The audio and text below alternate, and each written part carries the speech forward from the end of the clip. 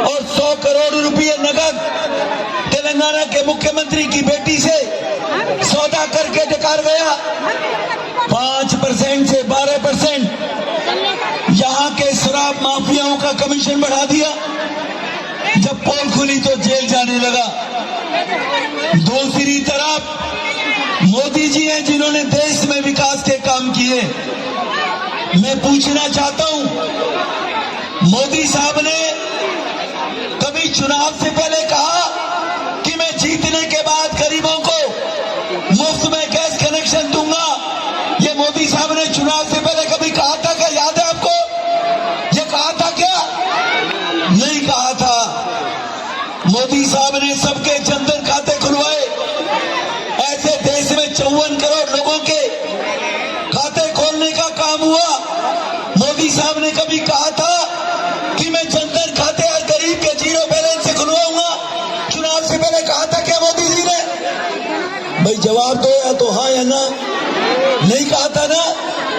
मोदी साहब ने कहा था क्या कि चुनाव में प्रधानमंत्री बनने के बाद हम किसान सम्मान निधि के द्वारा 6,000 रुपए गरीब किसानों को उनकी खेती में जुताई बुआई बीज के लिए देंगे? मोदी साहब ने चुनाव से पहले ये भी नहीं कहा था। वो गरीब के घर से, गरीब परिवार से उनके माँ और पिता चाय बेचने का काम करते थे। गरीब परिवार का बेटा गरीब की पीड़ा को समझते थे। प्रधानमंत्री बनने के बाद उन्होंने गरीबों के लिए सारी योजना लागू की। मोदी साहब ने कभी नहीं कहा था कि हम जो लोग गरीब लोग झुग्गी झोपड़ी में रहते हैं उनको पक्के मकान देंगे। चुनाव से पहले कभी नहीं कहा था।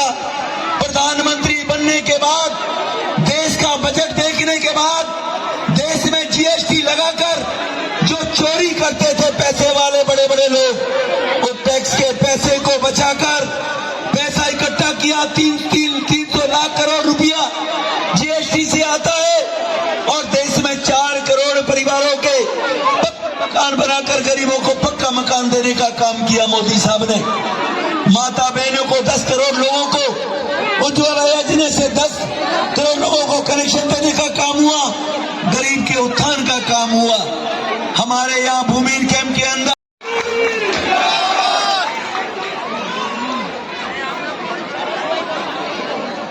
राम राम राम राम। वाह प्रधान जी ठीक हो? भारत माता की। अरे यार, इतने कमजोर लोग हैं नवजीवन नेहरू कैंप के? इतने कमजोर है क्या? शीश महल तक आवाज जानी चाहिए। शीश महल के बारे में कितनी बहनें जानती हैं? जरा बताएंगे कितने लोग जानते हैं शीश महल के बारे में?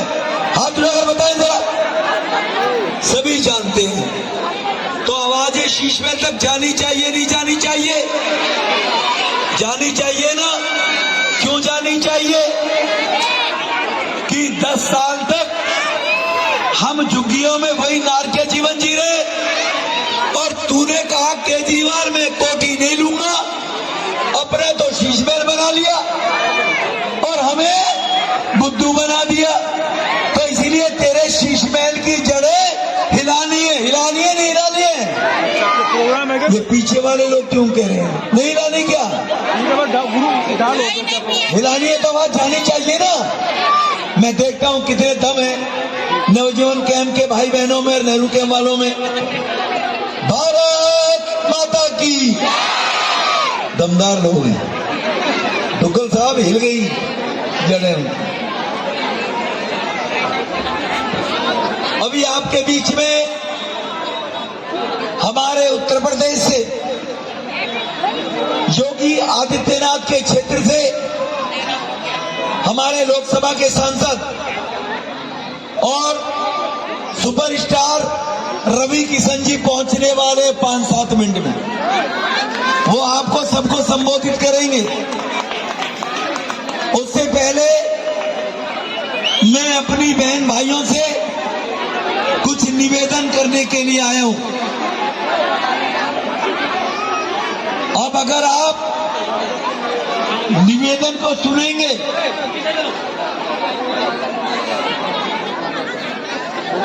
साइड में इसके नीचे कर लेगा। तो प्यार से सुनना पड़ेगा। अगर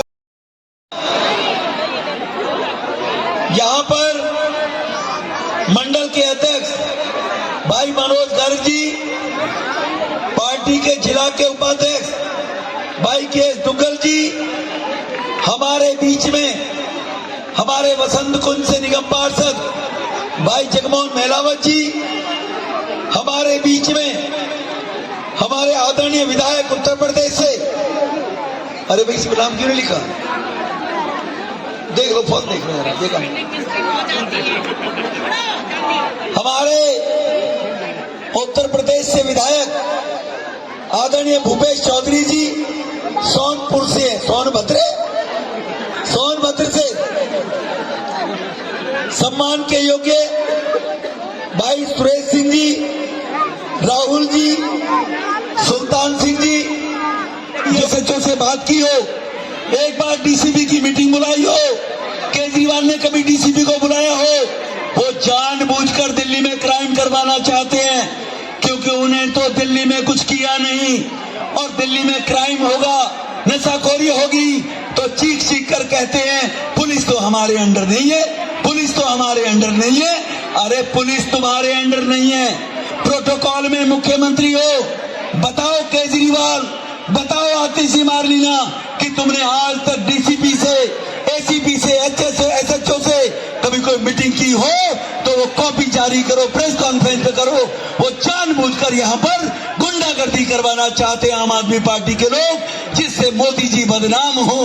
आप चाहते हो मोदी जी बदनाम हो?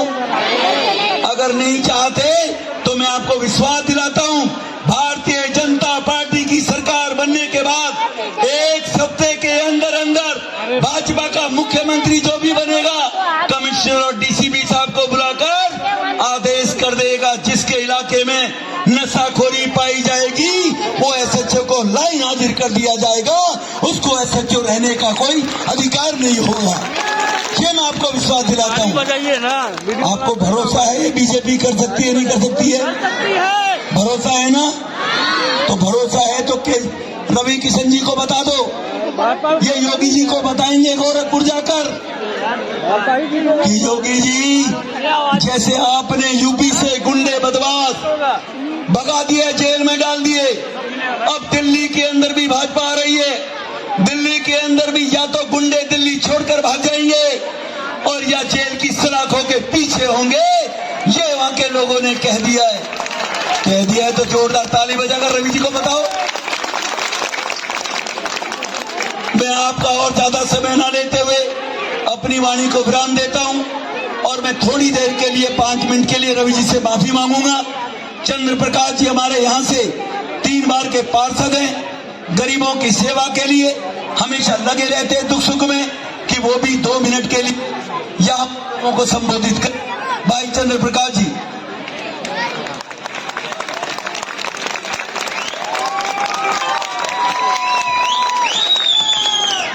भारत माता की। देखिए, हम जो प्रवासी लोग हैं, मैं भी प्रवासी व्यक्ति हूं, हम जो यूपी, बिहार, दिल्ली में अलग अलग राज्यों से रोजी रोटी कमाने के लिए आए, ऐसे ही हमारे बीच में आए हुए हमारे अतिथि रवि किशन जी, एक बैट्समैन होता है जी जो अच्छी बैटिंग करता है, एक बॉलर होता है,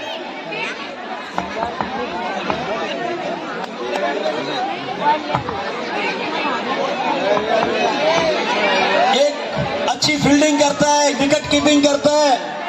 क्रिकेट के अंदर तरह तरह की प्रतिभाएं होती हैं, लेकिन हमारे जो अतिथि आए हैं रवि किशन जी, चाहता हूं, आज दुग्गल साहब कह रहे थे दिल्ली में केवल 2500 बस रह गई है।